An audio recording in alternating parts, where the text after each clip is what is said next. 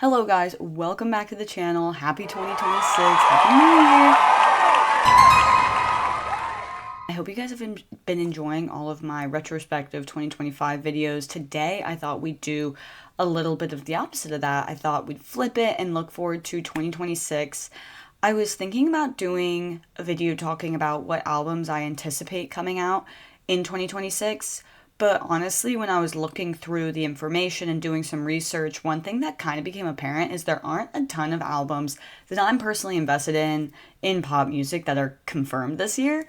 So I thought it'd be a little more fun and a little more interesting to talk about my dream 2026 lineup in music. So some of this is going to be based in reality and what we know, and some of this is really going to be a Hail Mary of like, this is what I'd really love to see. Is it going to happen? Probably not. And then at the end of the video, I also am going to be going over some of the up-and-coming musicians that I think could really have a moment this year. So we'll start with my dream lineup, and then we'll kind of go into who might be a really good breakout artist of 2026. I think last year, Sabrina Carpenter really left her handprint on everything. She's a good example of a breakout artist. Somber as well, had a ton of music. Alex Warren. So kind of in a similar vein, who might be the sound of 2026? I think specifically talking about the summer. A lot of times we talk about song in the summer, so I think that's kind of an exciting conversation to have. But let's get right into it. So my dream for 2026 is kind of almost like a 2016 revival. A lot of people have been like, 2026 is our year. 2016, for some reason, in like internet culture, is a very amazing year for me. I was in 6th grade, having an amazing time. Where I live, 6th grade is still elementary school, so think about being kind of a tween and still being able to have recess. It was an amazing time for me, for sure. And I think it just represented this really great moment on the internet as well, because it was so positive. Like, the moments I remember in 2016 is like watching Markiplier's FNAF series, watching Good Mythical Morning. I remember the YouTube Rewind that year being really fun. So just very, I guess like 2010s core, hope core fun. So the word I kind of had in mind here is whimsical. That's something I've heard thrown around a lot. And so that's what I use to kind of theme and frame some of my hopes and dreams for this year. So the first album I'm hoping for, the winter album, if you will, which I know is coming out, but I don't know when it's coming out, is Noah Kahan's new album. You could argue he's not exactly pop, but I do think he's a very folk poppy guy, so that's why I included him in this list. I love Noah Kahan. I love Stick Season. I loved the revamp of that album with all of the remixes, and I would love to hear a Noah Kahan winter spring start to this year. I think that would start us off on a great foot. So if you guys aren't aware, Noah has been talking about this new album a lot recently. In fact, there are a lot of different clips of it circulating. From what I can gather, it has a very similar sound to Stick Season. We're getting a lot of banjo, which I think is essential, especially for any good folk song. I mean, Noah Kahan was like, bring back the banjo, bring back happiness, really, is what he's saying there. And he's also said a lot on Instagram and other forms of social media that he's really proud of this project, which makes me really excited for it. I have realized recently that a lot of artists have been releasing basically every year. You know, you talk about your Sabrina Carpenters, your Taylor Swifts, your Tate McRae's. They have been releasing like nonstop, a lot of these main pop girls. And I'm really excited for an era where people are releasing who have taken a lot of time on their projects, to really nitpick at the quality and each part of the song, and it doesn't feel rushed. So I'm really excited about this album because I do feel like there is a lot of quality in this album. He's talked about it being very intensive and gone through many transitions. And, you know, the original Stick Season, I believe, is 2022. Obviously, you had the revamp with all the remixes, with all of the features. But those were still kind of at their core the same song. So completely new writing, completely new production. And it's taken him a little bit to write. So I am truly so excited for this. I would love for this to come out sometime soon. Again, he hasn't really given us a date. All I think there is a When the Last of the Bugs, that's the Instagram handle, that had like a countdown or like a pre-save link, which I pre-saved. It didn't have a countdown. It had a pre-save link. And yeah, again, there's no kind of time frame on that. So I don't know when that's going to be announced.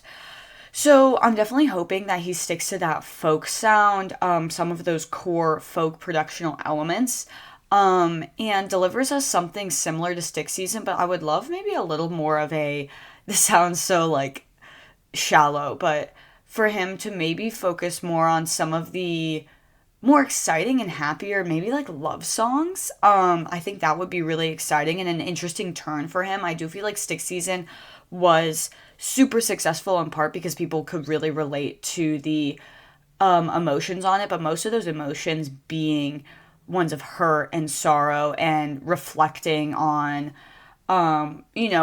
regret maybe. There are definitely songs that don't align with that, but I think for the most part, that's kind of the theme I was getting. So in terms of change from Stick Season, I think it would be interesting to hear him kind of tap into some more depth on the more positive emotional side. I think we're definitely going to still get some sad bangers, and that's exactly what I want. But trying to think of like going into spring, I think that's very much a time of like new beginnings, and I would love to hear more of those sounds from Noah. So I'm super excited for this. I think this could totally be the sound of the winter and spring of 2026. And the other album I have that I would love to hear at this point that is kind of controversial is Lana Del Rey's new album. Now, she's also talked about this, so this is a confirmed album, but we don't have a timetable, just like Noah Khan. The album name has gone through a couple different transitions, but I think she's settled on Stove. I am a little bit worried about this album because I don't necessarily see the vision of Lana being super country. But I have all the trust in the world in her collaboration with Jack Antonoff. I mean, he's the one who produced NFR with her, one of the greatest albums of all time. And also, I know Lana is an amazing writer. You know, you look back on some of her most amazing songs. And so, as much as I might not be able to see the vision, that kind of makes me excited in a way because I think she might be cooking up something that I don't even like, isn't really clocking to me yet. And obviously, a lot of her songs are rooted in Americana and the culture in North America as a woman, and a lot of that is country when you move more south. So, you know, I could see her doing more of like a pared down country sound, maybe something like Fresh Out the Slammer by Taylor Swift. I think that was a very interesting song because lyrically it was very deep, but productionally you still got some of those country sounds, and I don't hear that very often. Most of the country songs I hear are very like, it's summer, I'm drinking, I'm wearing my country boots, and I'm having a great time, which is what I kind of look for from country. But maybe something like that. I'm also thinking of like Something in the Orange by Zach Bryan, kind of like sonically. Obviously, lyrically, that's like a deeper song as well, and he's more of like a country pop guy. So, just thinking of some inspiration for this album. No finalized track list has been released yet, but recent interviews suggest that it could be a late January release. So, this one's a little bit more likely than Noah Kahan's, but again, we haven't heard anything from Lana. So I have no idea. All I know is she's working on Jack Antonoff, and I've loved the work they've done in the past, so I'm really, really excited about this. And she hasn't released, I don't think, a full-length album since 2022. So this is another kind of like slow burn kind of thing. I don't know how long she's been working on it though, because obviously she just got married and she's been doing a lot of different things. The whole tour scandal, whatever. So I don't necessarily know if this has been in the works as long as Noah's has, but it's definitely not something that I feel like has been rushed considering the time difference between this and her last album. So overall, really excited for these two. I think it's kind of starting us off in my dream 2026 with pop infused alternative records, whether that's folk for Noah or kind of whatever you want to call Lana Del Rey. She's obviously more of a sultry, softer, maybe you could call it folk, maybe you could call it alternative. I definitely wouldn't classify her as like streamlined pop. Like, I think her pop songs are in the minority of her discography. You know, something like Summertime Sadness, I do think is a pop song, but I think she has more songs that sound like Margaret, which I don't think is a pop song. So, we have these two releasing in winter, setting the tone for our year with some absolute bangers, and then we kind of take a sharp left turn into spring. My hope for spring is an Olivia Rodrigo album. I have been saying this since last year. I need Olivia Rodrigo to drop the album. She's been teasing it for months. I'm so excited. She is the epitome of, you can tell she's been honing her craft. She is someone who's spoken about in interviews, really taking the time to reflect on her writing and wanting to learn a lot. And that makes me really, really excited for what she has to deliver us with this next album. I could definitely see her bridging off of songs like So American, because she's been in this relationship since her last album, and that song was in the deluxe of Guts. But you could kind of tell some of those deluxe tracks were written a little bit after. So I would love for her to expand on the lyrical themes kind of explored in that song. But also, I think, really leaning into her forte, which I think is the sonic landscape she delivers in songs like Get Him Back. I mean, that song is so good. It is so clearly Avril Lavigne core, but it doesn't feel outdated. It feels very current. And it feels like she's kind of filling a void that no one else is going after. I don't think we're getting many grunge angst pop stars rising to the top right now. And so she's really taking the cake on this one. And I'm really, really excited to see what she has to deliver us. I think Guts was an incredible album. You know, Sour, I think, was really good. You get some great songs off of that. Deja Vu is still in my summer list to this day. So she definitely delivered us some timeless album or some timeless songs. But I think Guts was really her showing off. And honestly, one of my favorite albums of the 2020s by far. And one of the things with Olivia Rodrigo is we are the same age. And I do feel like I just kind of gravitate towards her regardless, because a lot of her songs resonate with me a little bit more than other artists, because something like Teenage Dream I was going through at the exact same time as it was released, so it's easy to resonate with her music, which is why I'm always excited for her to release. What am I expecting from this album? I'm definitely expecting the red. You know, she's been teasing the red. I am buying into the Kiss theory. I think it's gonna be called Kiss. If you don't know, her past two albums being 4 letters is leading people to believe that this one will be. And just with the red theming and some of these little Easter eggs in her Instagram posts, that's what people are hypothesizing. And again, I think she's really going to be leaning into that Avril Lavigne, angsty pop type sound, grunge rock. You know, if it's anything like Guts, I'm going to be listening in, but knowing that she's been learning so much, I think we're going to get some new stuff from her that we've never heard before. And so I'm seated. I am so excited. Now, this one kind of came out of left field. I was writing these ideas down, and I actually saw this on TikTok, but Bruno Mars just tweeted yesterday that he finished his album. I didn't know he was working on an album. So I have Bruno Mars releasing in spring. That way he's poised to kind of take over summer a little bit. Once again, kind of framing 2026 as a rebirth of sorts. I'm banking on a lot of these artists that we saw really take over the 2010s, maybe releasing an album. You know, we talked about Lana Del Rey. Now we're talking about Bruno Mars. I would love to hear more from him with that upbeat pop he does so well. And I think he's going to deliver us more jazz moments, big band jazz, which we don't really have on this list yet. So Bruno Mars, expert at making bangers. I think whatever his album is, I haven't been super tuned in because I didn't know he was making one, but I am sure there's going to be a lot of amazing bangers on there that could contend for Song of the Summer. So I'm really excited for that. While he hasn't released a huge album in a while, obviously he had Die With a Smile, he had ABT, both of which were huge songs. So I'm not worried about his album being perhaps not the most palatable. He's king of writing bangers. So what I'm hoping for, again, is those big band jazz pop hits that he has a tendency to deliver, because I do think that's offering us something fresh in this landscape I'm creating of a lot of kind of folk. All right, and then summer. This is my biggest Hail Mary of the entire list, but I need a Harry Styles summer. I need it so badly. He just has this way of writing songs that are so airy and light and beautiful, obviously productionally.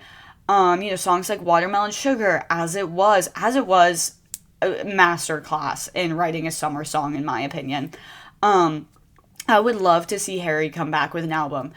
There has been a lot of speculation. I have not seen anything confirming anything with him. So I have no reason to think he's releasing other than my own delusions and the delusions of those on the internet.